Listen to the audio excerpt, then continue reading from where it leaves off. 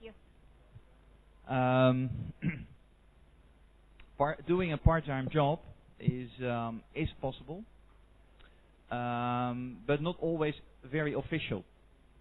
So I do know that students, they have a part-time job.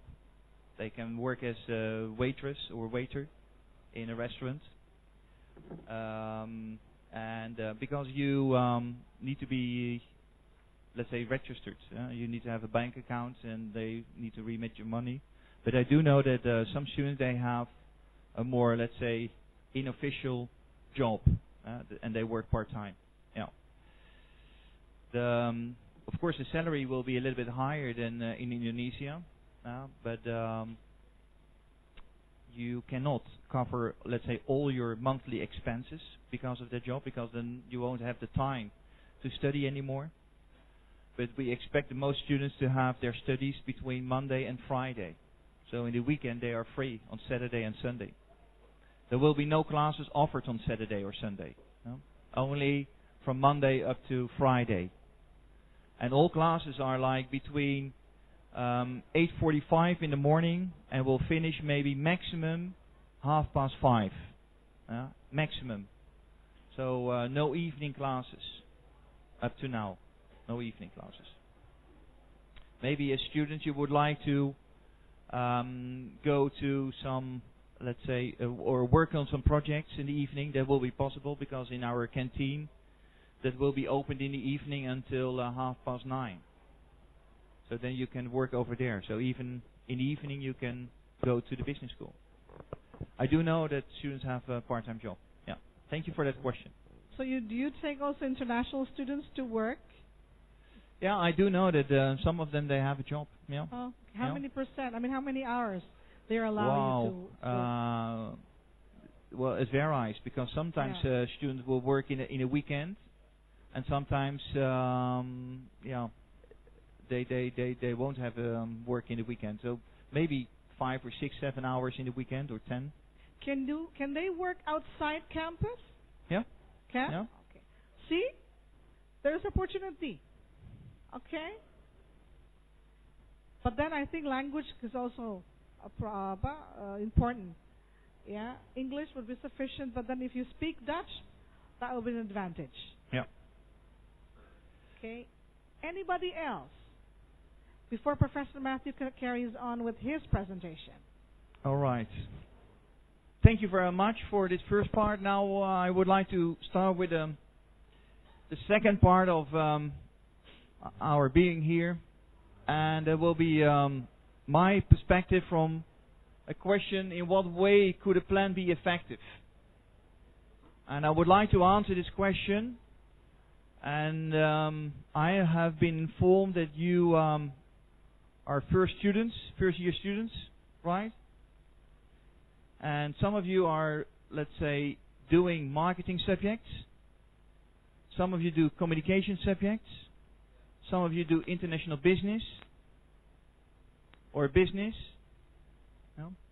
So from that perspective, I would like to tell something about this question, and also I would like to use this board to make some example of a table of contents. Maybe we first need to start with a very simple question. What is marketing anyway?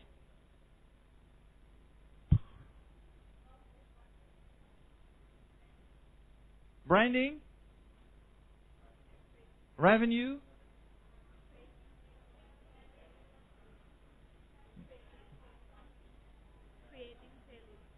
That's a very nice one. Creating value. I love this answer very much. Maybe that's why she's on the front. So marketing is like an exchange of value. I'm very happy that lots of you came here because in some way maybe there's some value. So we are looking for value. And Professor Kotler says that marketing is a societal process by which individuals and groups obtain what they need and want to, creating, offering, and freely exchanging products of value with others. So as long as we have some kind of a value, and as long as two parties are interested in, then we may speak of that there is some kind of process going on. But what makes a process? What makes a process? Because we answer the question like, what is marketing? So this is it. We're looking for value. And what is that value? Is that value high or low? Maybe after, let's say after 1 hour, when you leave this room, you may have the question, was it valuable to me? Would it be valuable? So some of you have like a specific mindset on beforehand to try to learn what could be valuable. While some others, they experience much more later what could be valuable. Very often, a lot of authors, they make it in an even, maybe, formula, what is value. They said value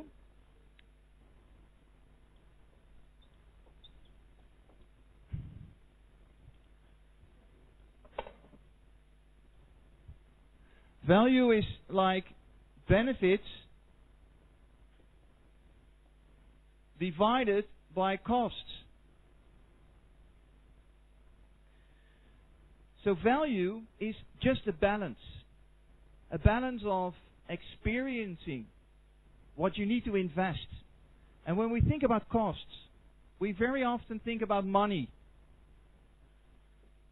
rupiahs. But that's not enough.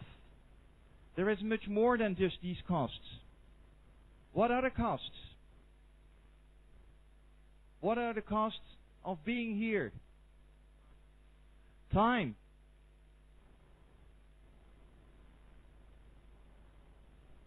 And what else?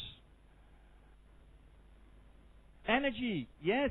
So have lots of questions.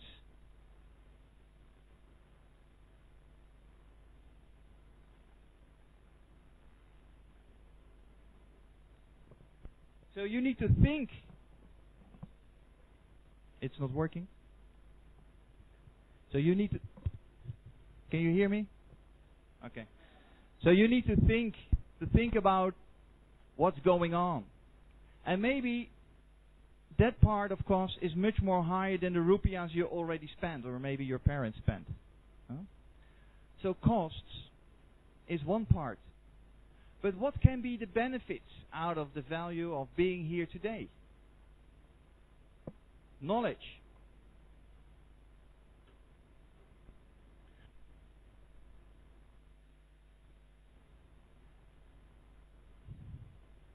Can there be more? Apart from knowledge. Experience. Yeah.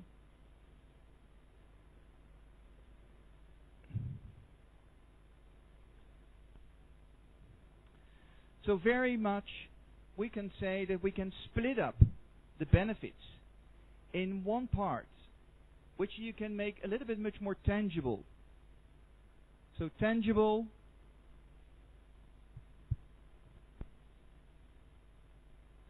is like that you can describe or you can touch it very easily. But there is also one part you cannot touch. And that makes it very complicated. Because that's much more emotional. You're feeling, isn't it? Emotional.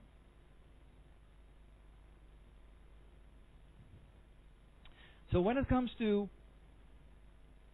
value, we need to keep in mind that there is a good balance between, on one side, the benefits, this part, and the other one is like costs. But as you do know, that value is very relative, which means, is value something high or low? None of you is looking for low value, isn't it? Everybody is looking for high value. So how can we increase high value of being here? Well, one thing I did. Do it for free. So there are no costs.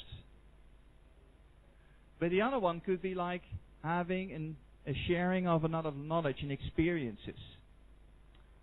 So we are looking for like the highest value.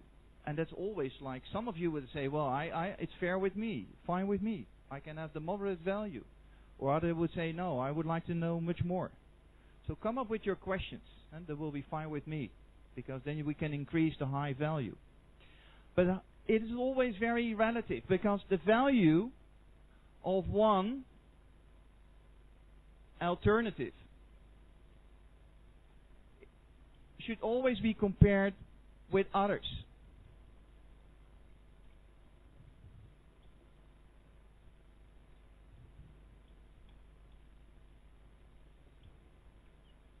So the value of one experience is just like compared to something else.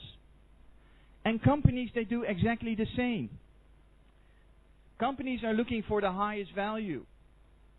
And companies, they compare their value with the value of competing products. And they're looking for something which is really special. And we give that a special name. We call this a USP. So a USP is what we call a unique selling point. Companies are looking for a way to distinguish themselves very well. Can you give me a company which is very well known because of their USP?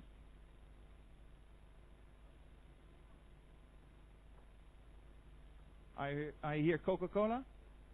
Who else? Another company which is famous of the value.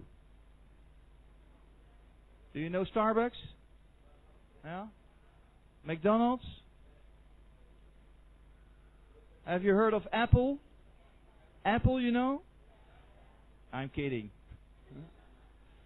So the value of these companies seems to be very high. And it is because of they offer something which is very special compared to the others. And that is not always based on the knowledge. It's very often based on the emotion, the experiences. So be careful. It is not always like that you focus on the tangible things, but you also need to think about the intangibility. And that's why we have this. I guess you recognize it, isn't it? What is it? Do they have a lot of icebergs in Indonesia? No. Maybe in a glass. Yeah? Ice cubes.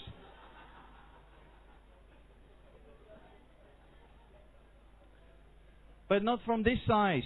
Yeah? You know, once there was a boat and had difficulty in recognizing the icebergs. You know, the Titanic. Yes. Yeah? So as you can see, there is so much we cannot see. And that's the same with our marketing plans.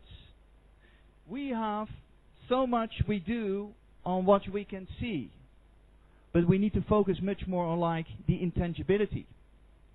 The author said, the main focus of marketing is on what occurs below the waterline rather than above it.